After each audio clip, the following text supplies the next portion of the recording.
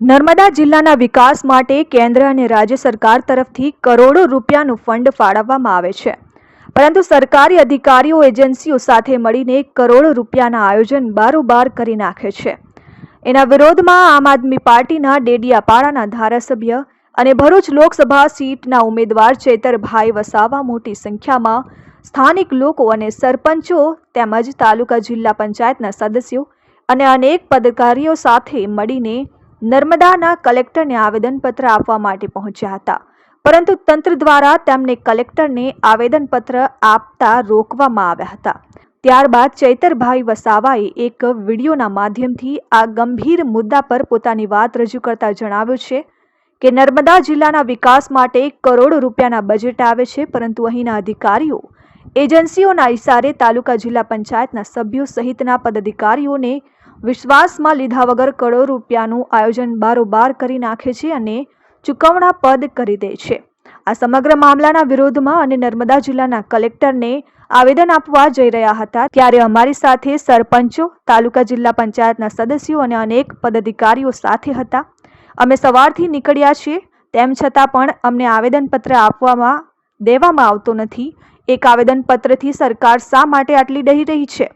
આના પરથી અમને લાગે છે કે આ ભ્રષ્ટાચાર પાછળ મોટા નેતાઓનો હાથ હોઈ શકે એવું અમને લાગી રહ્યું છે કે 2022માં કુવા ચેકડેમ ઉદ્વહન સિંચાઈ યોજના માટે 8 કરોડના નકલી કચેરીને વર્ક ઓર્ડર આપી દેવામાં આવ્યા હતા અને ચૂકવણા પણ કરી દેવામાં આવ્યા હતા। બીજો મુદ્દો છે કે ડેડિયાપાડા અને સાગબારા તાલુકાને વિકાસશીલ તાલુકાની જોગવાઈ દર વર્ષે 2 કરોડ રૂપિયા મળે છે। ગયા વર્ષે પદાધિકારીઓએ જે માંગણી કરી તેને બાજુમાં રાખીને બાયોગેસ, હાઈમસ, આરઓ પ્લાન્ટ, બંક બેડ જેવી કોઈ બિન ઉપયોગી યોજનાઓ લાવીને કરોડો રૂપિયા એજન્સીઓએ ખંખેરી લીધા છે। એવી જ રીતે આ વર્ષે આયોજન અધિકારીએ 4 કરોડનું બારોબાર આયોજન કરી દીધું છે અને ફરીવાર બિનઉપયોગી કામોને મંજૂર કર્યા છે। આ તમામ વસ્તુઓનો અમે વિરોધ કરીએ છીએ। વન વિભાગ દ્વારા છેલ્લા 5 વર્ષમાં એક પણ નિવિદા પાડ્યા વગર એમના લાગતા વળગતા કોન્ટ્રાક્ટરોને કરોડો રૂપિયાના બિલો, વાઉચરો ચૂકવી દેવામાં આવ્યા છે। સાથે સાથે મનરેગામાં જે એજન્સી ફિટ કરેલી છે એ એજન્સીએ ડેડિયાપાડા તાલુકામાં પોતાનું ગોડાઉન નથી રાખ્યું કે ડેડિયાપાડામાં વિસ્તારમાં કોઈ મટીરિયલ નથી રાખ્યું અને રોયલ્ટીવાળા બિલો પણ નથી રાખ્યા, છતાં પણ પંચાયતો પર મોટી ટકાવારી લીધી છે, એનો અમે વિરોધ કર્યો છે। આદિ આદર્શ ગ્રામ યોજનામાં 68 કરોડના કામોની જોગવાઈ થતી હતી અને તેમાં ગ્રામ પંચાયતોને માત્ર 18 કરોડનો ફંડ આપ્યો અને બાકીના 50 કરોડનું આયોજન અધિકારીઓએ અને એજન્સીએ બારોબાર કરી લીધું। આ તમામનો પણ અમે વિરોધ કરીએ છીએ અને તમામ યોજનાઓના જ્યારે બજેટ આવે તો ત્યારે ગ્રામ પંચાયતમાં તેનો ઠરાવ લેવામાં આવે અને ગ્રામ પંચાયતને જ કામ કરવાનો અધિકાર આપવામાં આવે એવી અમારી માંગણી છે અને જેટલા પણ અધિકારીઓએ બારોબાર બિલો ચૂકવેલા છે તેની તાત્કાલિક ધોરણે વિજિલન્સ તપાસ કરવામાં આવે। આજે અમારા બાળકોના શિક્ષણ, કુપોષણ, સિકલ શેર સહિતના પણ પૈસા આવે છે તે પદાધિકારીઓના ઇશારાથી બહારની એજન્સીઓને લાવીને ચાવ કરી જવાય છે, તેની સામે પણ અમારો વિરોધ છે અને સાથે સાથે સિંચાઈ વિભાગમાં સ્ટાફ નથી, તાલુકા પંચાયતમાં કોઈ હાજર રહેતું નથી, મામલતદાર વિભાગ સ્ટાફ નથી, સાથે સાથે પૂરતા શિક્ષકો મુકાય તેમજ પૂરતી શાળા બંધાય, પૂરતી આંગણવાડીઓ બંધાય અને તેના માટે પણ અમે રજૂઆત કરવા જઈ રહ્યા છે। તેમ છતાં પોલીસે આજે અમને અટકાવ્યા છે।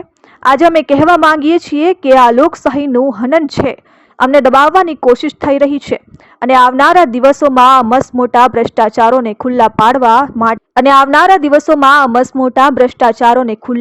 માટે આવનારા દિવસોમાં હજારોની સંખ્યામાં લોકો સાથે અમે જઈશું અને ધરણા પ્રદર્શન કે આંદોલન કરવા પડશે કે રેલી કરવી પડશે અને કલેક્ટર કચેરીનો ઘેરાવ પણ કરવો પડશે કે નર્મદાના કમલમનો ઘેરાવ કરવો પડશે તો પણ અમે તેનો ઘેરાવ કરીશું અને અમારા લોકોને ન્યાય આપીને જ ઝંપીશું।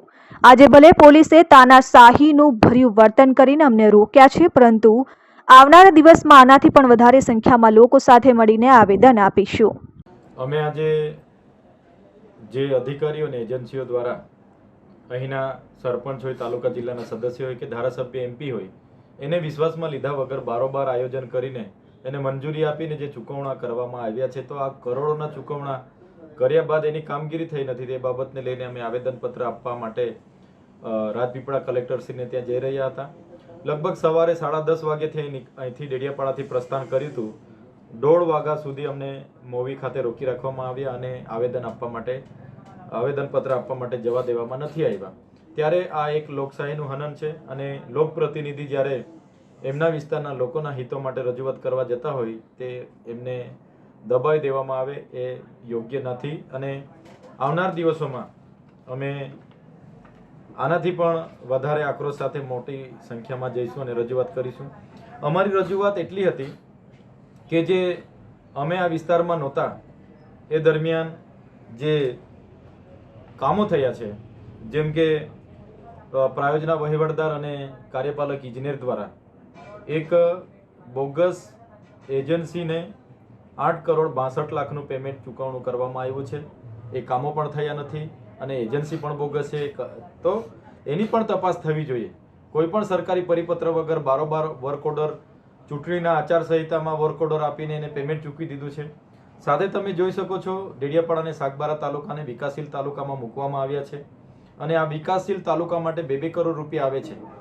તો આ 2 કરોડ રૂપિયાની આયોજન કરવા માટે પદાધિકારીઓ સાથે ચર્ચા વિમર્શ કરીને આયોજન કરવાનું હોય છે. મીટિંગ થઈ ગઈ, પરામર્શ થઈ ગયો, અમે આયોજન પણ આપી દીધું, પણ આયોજન અધિકારીએ નવસારીની એજન્સી સાથે મળીને બારોબાર આયોજન કરીને બાયોગેસ પ્લાન્ટ, હાઈમસ, બંક બેડ જેવી કામ વગરની બિન ઉપયોગી આયોજન મંજૂર કરી દીધું છે. તો એ પણ રદ કરવામાં આવે અને નવું આયોજન પદાધિકારીઓની મીટિંગ દ્વારા કરવામાં આવે એવી માગણી અમારી છે. Bureau report, RN news, Narmada.